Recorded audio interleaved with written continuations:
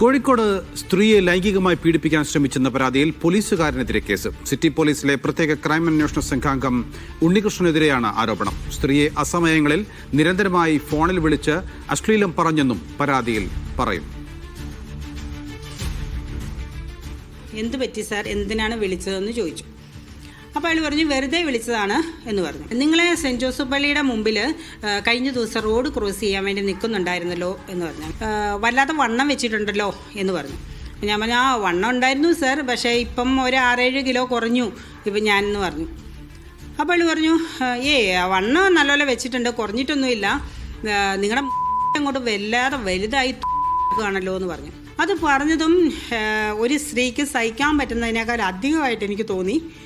ഞാൻ എന്താ ചെയ്യേണ്ടതെന്ന് എനിക്ക് അറിയത്തുണ്ടായിരുന്നില്ല. പക്ഷെ ഞാൻ അയാളോട് മറുപടി പറയാതിരിക്കാൻ എനിക്ക് പറ്റുന്നുണ്ടായിരുന്നില്ല. സാർ എന്താ ഇങ്ങനെയൊക്കെ സംസാരിക്കുന്നത്, ഞാൻ നല്ല വൃത്തിയായിട്ടാണല്ലോ പുറത്തേക്ക് ഇറങ്ങി നടക്കുന്നതെന്ന് പറഞ്ഞപ്പോൾ അയാൾ പിന്നെയും പറഞ്ഞു ഇല്ലല്ലോ നിങ്ങൾക്ക് ഇട്ട് പുറത്തേക്ക് ഇറങ്ങിക്കൂടെ എന്ന് ചോദിച്ചു. നിങ്ങൾക്ക് 2 മക്കളില്ലേ, ആ 2 മക്കൾ നിങ്ങളുടെ ഭാര്യ അല്ലേ വലുതായത് എന്ന് പറഞ്ഞപ്പോൾ ഞാൻ ഫോൺ കട്ട് ചെയ്തു. പക്ഷെ അയാൾ എന്നെ വിട്ടില്ല.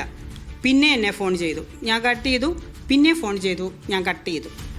പിന്നെ എനിക്ക് ഉറങ്ങാൻ പറ്റിയിട്ടില്ല.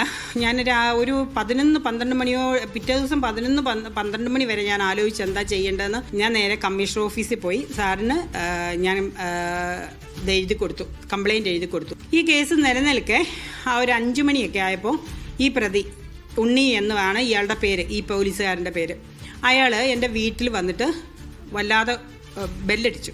ആരാ ബെല്ലടിക്കുന്നതെന്ന് അറിയാൻ വേണ്ടി ഞാൻ ഡോറിൻ്റെ ഇതിലൂടെ നോക്കിയപ്പോൾ ഇയാൾ പുറത്ത് നിൽക്കുന്നു.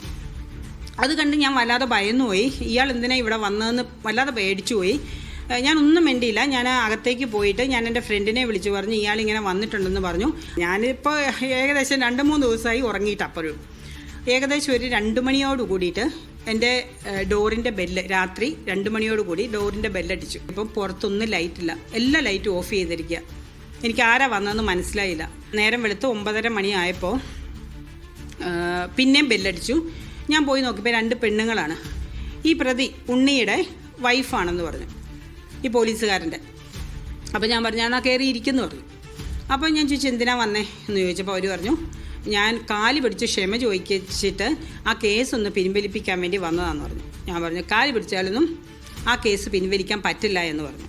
അവർ കുറേ എന്നോട് കെഞ്ചി കാല് പിടിച്ചു. ഞാൻ പറഞ്ഞു സാധിക്കില്ല. യെസ്, സലാം മുഹമ്മദാണ് വിവരങ്ങൾ നൽകാനുള്ളത്. സലാം, ഈ സ്ത്രീയെ എങ്ങനെയാണ് ഈ പോലീസുകാരൻ അറിയുന്നത്? ഈ സ്ത്രീയുടെ നമ്പർ സംഘടിപ്പിച്ച് വിളിക്കാനുള്ള കാരണം എന്താണ്? എന്തെങ്കിലും ബന്ധം ഇവർ തമ്മിൽ ഉണ്ടായിരുന്നോ? എന്താണ് വിവരങ്ങൾ?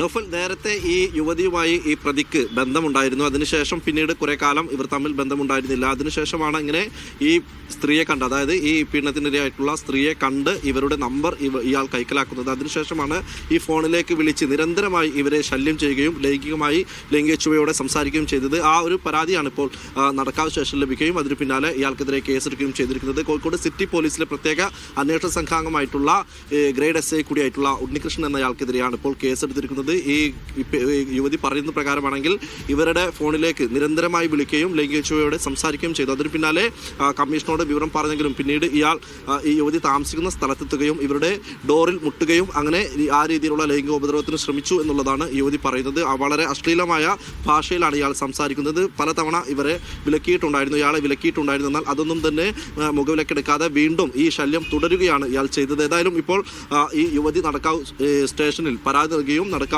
പോലീസ് ഇയാൾക്കെതിരെ കേസെടുക്കുകയും ചെയ്തിട്ടുണ്ട്.